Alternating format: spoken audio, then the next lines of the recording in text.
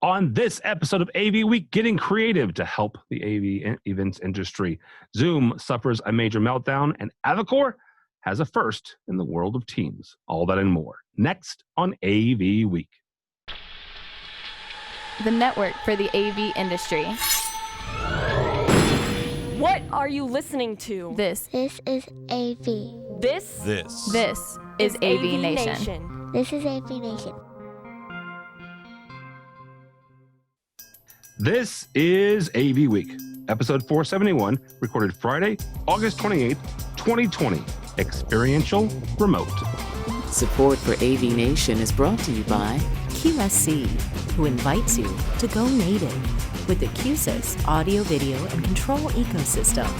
And by Atlona, the go-to provider for AV signal distribution and control in corporate, higher education, and residential spaces. This is AV Week, your weekly wrap-up of audio-visual news and information. My name is Tim Albright. I am your host. With me to discuss the news and information we have gathered this week, first and foremost, is Corey Schaefer from QSC. Welcome, ma'am. Good to be on AVNation. Thank you, ma'am. I absolutely appreciate it. Also with us, I guess, two New Yorkers, which I'm not sure quite how I did that on accident. Julio Carrasco from H323 HD. Welcome, sir. Thanks for having me once again. Absolutely. And I used to call him the left-hand side of my brain. I guess I'll still do that. Mr. George Tucker, fantastic freelancer and member of AVNation. Welcome, sir. It's good to be back. Good to see you. Absolutely. So first story actually comes to us from CNN, which is not something we say very often, although you could just Google Zoom had a problem from Monday and find any number of news sources for this. Monday morning, as millions of students and teachers were logging in and logging on for remote learning, Zoom had an issue. According to Down Detector, they weren't the only one, though. The online platform, Zoom, Google, Teams, and WebEx all had connectivity issues from about 8 a.m. Eastern Daylight Time until about 1 p.m. Eastern Daylight Time. Zoom had said on Monday morning in a statement that they had identified the issue and were fixing it, and they did fix it within the day. This actually brings up the downside of relying on software and the cloud. And we'll start with you, Mr. Tucker, and what happens when we put systems to the test and they fail. So, Mr. Tucker, how do we plan for these outages as they come? And I'm not going to be a doomsayer or an old man and say, get off my lawn, but they will continue to come, especially as we continue to work from home and experience and connect with each other online. Yeah, well, I mean, unless it's mission critical, you can have a backup plan. If you have alternate ways of planning that, saying going to Google, but in this case, it seemed to affect a lot of different services, which means to me that it was a more centralized problem, right? That means that somewhere in Silicon Valley, there was a major hosting place that went boom, right? Something of that nature must have happened, because if it affects cross platforms, then it's not a single provider's problem. And that's the problem with some software. I mean, but it happened in the days when we had T1 lines, when we were using that for video or audio conferencing, and sometimes the switch CO stations would get mussed up, and it happens. This is just a greater magnitude, right? Because we're on the cloud and more people are using it, and there's a more likelihood of it affecting greater numbers of people, and therefore you'll know about it. I mean, in 2010, 2011, when Facebook or someone went down, who knew? The folks that were watching ZDNet or other things like that. Anyone else didn't know it happened, but we were all like, oh my God, it's down. But now we have an order of magnitude that everyone's using it. Again, once you have a platform that everyone's using, its issues are magnified to the nth degree, and it's what you get for free. I know Teams isn't free and WebEx isn't always free. Hang on for a second. Wait. But this is what we used to call the virus of free. There are plans that they can charge you more and have better services on. But when you're using this as a stopgap, cheapest way of getting your conferences done, you're on the backbone and you're at the mercy of their priorities. But hang on. Yes. WebEx costs money. There's not all free. The time. Are we sure about that? Okay. Well, I used not to. I haven't used it in a while. So but I haven't either. Maybe they are only money, but yeah. But to George's point, I think that when you're successful and you start using the platform and, things happen with technology. But one thing I noticed is on Monday, most people were just pointing it as a Zoom issue, which I think is good and bad, which means that a lot of people are using Zoom, right? So they're big dog getting called out. But on the other hand, it was happening in other platforms. And I was so, what is so cool about Zoom, to be honest, is so not only are they a platform, but they're really a brand. And so for their CEO to come out and make the statement he did, which was, you know, I'm taking it personally, you know, we're going to do our best to, I mean, he just owned it. I mean, to me, that just said so much about that brand. And again, why people love them. Yeah, you didn't see the CEO of Alphabet coming out and saying, we're sorry, we're having issues with Google Classroom right now.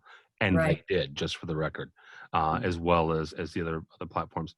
Julio, is this where, is there something we can do? I mean, what can we do to kind of put in place backup systems, or how do you design for instances where there are software outages?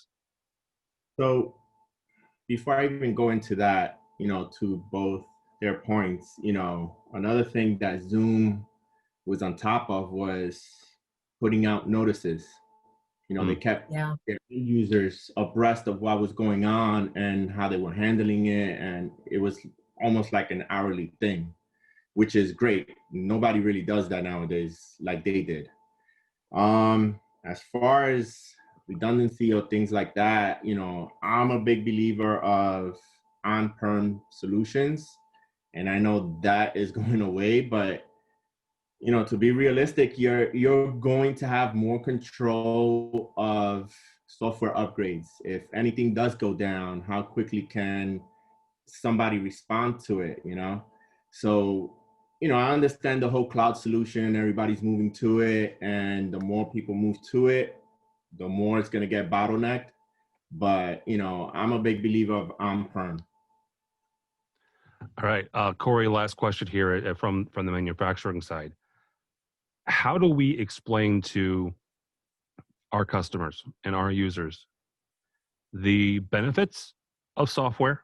Absolutely, there are benefits here, but there are also drawbacks, right? And there are drawbacks to using, you know, hardware as a service, AV as a service, you know, software as a service. There are certainly downsides to that, and how do we communicate that to them, but also help them understand the balance that they're playing? I think it just needs to be communicated before, during, you know, and just like they did. You know, I mean, I don't know how else to get around it. And we just have to be open and honest to you know, the best part about Zoom is the ease of use, but with that comes the fact that it's vulnerable, right? So, and people just have to decide for themselves, you know, what's that fine balance? I just think it comes with being open, honest, and constant communication. And Julio, to your point, they did an amazing job at communicating on all different platforms for people to understand that we are aware, we're addressing it, we apologize, and I didn't see anybody else doing that. No. Well, isn't that the first thing we were taught as, I mean, I managed tech support for many years for a manufacturer, and managing expectations is your best friend. Yeah. Leave them hanging. They're going to have all kinds of conspiracy theories, and they're going to figure out, oh, you don't like me, you're doing this on purpose. Somebody's got to take the blame, you know, if there's no communication. But to George's point, I think we can deal with things when they go wrong, as long as people are open, honest, and we've discussed the pros and cons up front. Well, let me throw one last thing out here, and any of you guys can pick this up before we move on to the next one. There is a report, I guess, Lord, a year ago. There's over 250 soft codecs, right? 250 choices people have. Wow. The Down Indicator website highlighted 4 video platforms: Google, WebEx, obviously Zoom, and the only one to step up, to you guys' point, was Zoom, to say, hey, we know we got a problem. The rest of these folks had problems too, because this was not a Zoom problem, quote unquote. This was not a Google problem, quote unquote. There's a backbone issue somewhere. Yeah. There was a cloud service somewhere that was getting hit. So does this help Zoom to be the only one to stand up and say, yeah, we got a problem, we're sorry, instead of the 249 other video platforms that could have stood up and said, yes, we know we have a problem? The cool thing about Zoom is they stand up, they bring the human touch to their platform. I mean, their whole tagline, meet happy.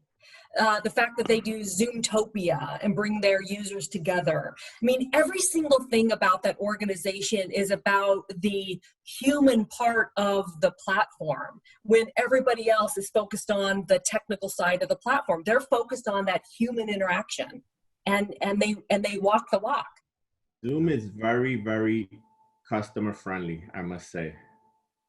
They also learned the lesson that when there's a problem, the main name that someone sees on a rack or their screen or somewhere is the one that they're going to blame. I worked for a manufacturer. As you know, Corey, often it was not our product's fault, but something down the line, but you took responsibility for helping solve it because they're going to blame it's the whatever's problem, because that's the big logo. It's the name you see on the touch panel, on the rack, or whatever. You know, it's this problem. So, and Zoom lately, I mean, they've had a few issues, right?